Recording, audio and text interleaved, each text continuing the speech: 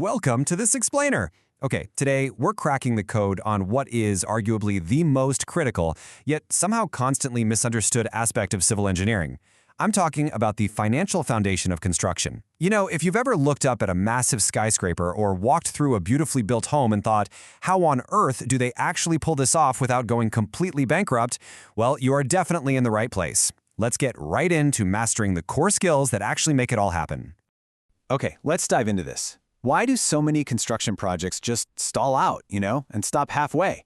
We've all seen them, those abandoned concrete skeletons just scattered across towns and cities. Now, this isn't just some local eyesore. It's a massive, multi-billion-dollar global issue. And the crazy thing, the reason usually has absolutely nothing to do with a lack of engineering skill. It's a lack of funds. Honestly, poor financial planning and simple guesswork are the absolute biggest nightmares in construction.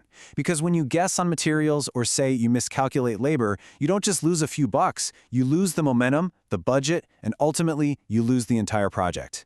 So here's our masterclass roadmap for today. 1. Estimation and its importance.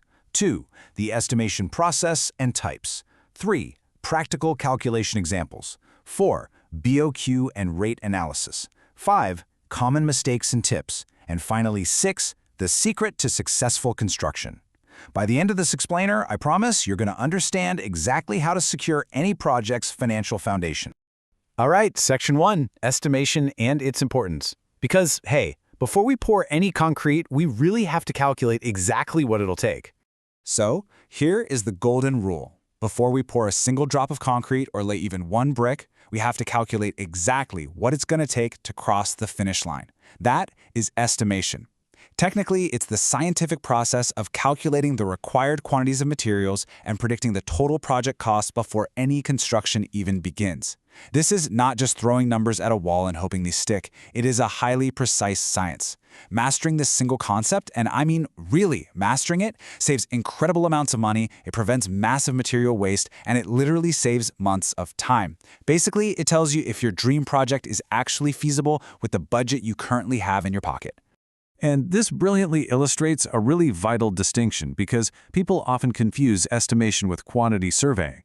But look at it this way. Estimation is all about looking into the future. You're predicting overall costs, budgeting materials, and planning before a project even starts. Quantity surveying, on the other hand, is what happens when boots are actually on the ground. It's active cost control, material management, tender preparation, and certifying payments right there on site. So think of it like this. Estimation sets the budget, but quantity surveying protects it. Moving right along to Section 2, the estimation process and its types, because a good estimate is never just a one-and-done deal. What's absolutely crucial to understand here is that an estimate isn't just done once and then shoved in a desk drawer. No, it's a living, breathing document that evolves with the project. Let's look at its lifespan chronologically. We start at project inception with a preliminary estimate.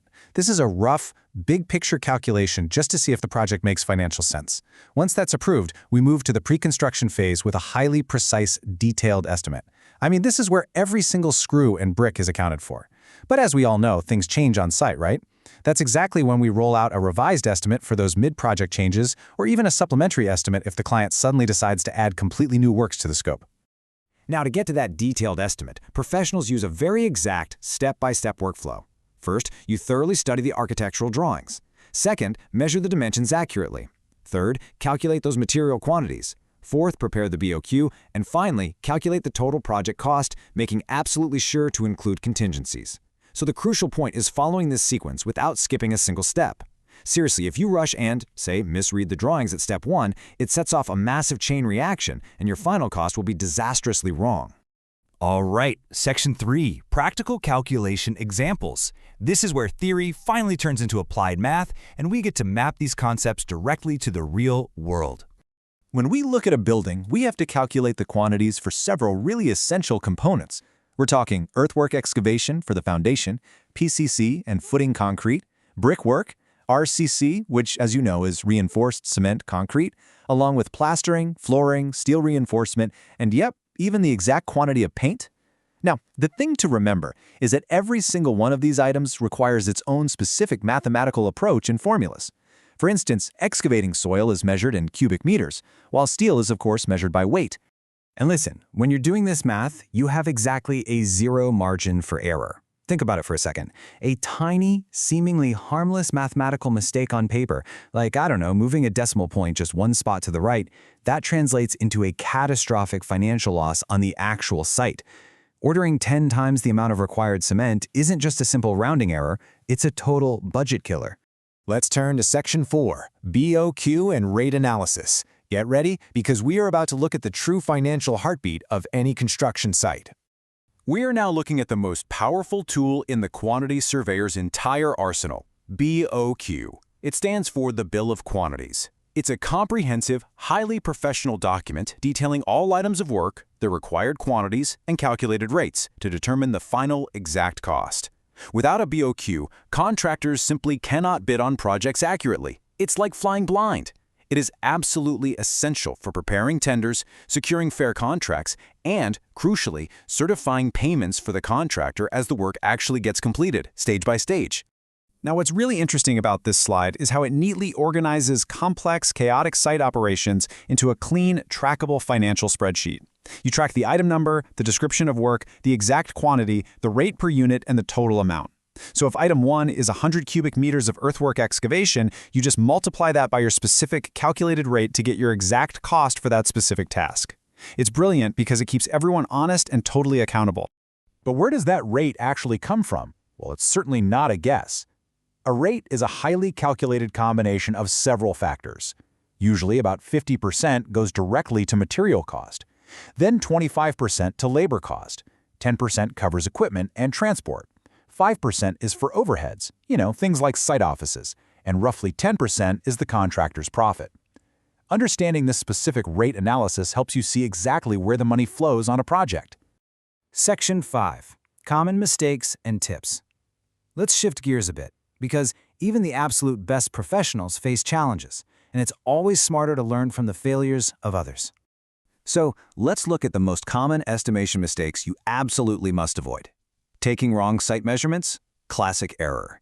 Then there's completely ignoring material wastage, which is crazy, because materials break, they spill, and sometimes they mysteriously walk off-site.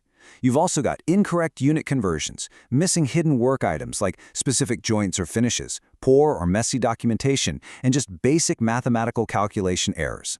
Seriously, something as simple as calculating in feet when the drawing was actually in meters, or forgetting that tiles need to be cut to fit a room, can completely derail the entire project budget. It happens way more often than you'd think.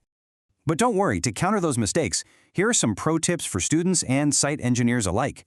First off, always strictly verify the drawings before you start. Measure carefully on site. Make sure you use standard IS codes for your calculations. Keep your material rates constantly updated because prices fluctuate daily. Double-check every single calculation. Oh, and this is a big one, master Excel and AutoCAD. Knowing the math is great for sure, but in today's industry, being an absolute expert in these software tools is just as critical to executing these tasks efficiently. Finally, Section 6, the secret to successful construction. Let's bring all of this together for one clear takeaway. Here it is. Accurate estimation drastically reduces financial risk. Proper quantity surveying guarantees project control and successful construction. These are not just academic exercises, folks. They are the absolute shields against construction disasters. They are literally the defining difference between a thriving, profitable project and a half-built, abandoned site. Our source material from Bhavakathy Construction emphasizes that a strong foundation for your dream building is the ultimate goal. And the rigorous math and planning we've discussed today, that's exactly what makes that foundation possible. But as we look to the future, with AI and automation rapidly entering the civil engineering space, we really have to ask, will the human element of estimation and quantity surveying eventually become a thing of the past? Or will the boots-on-the-ground intuition of a skilled engineer always be the true foundation of a successful build? Definitely something to think about the next time you walk past a construction site. Thanks so much for watching this explainer, and if you found this valuable, please like, share, and subscribe.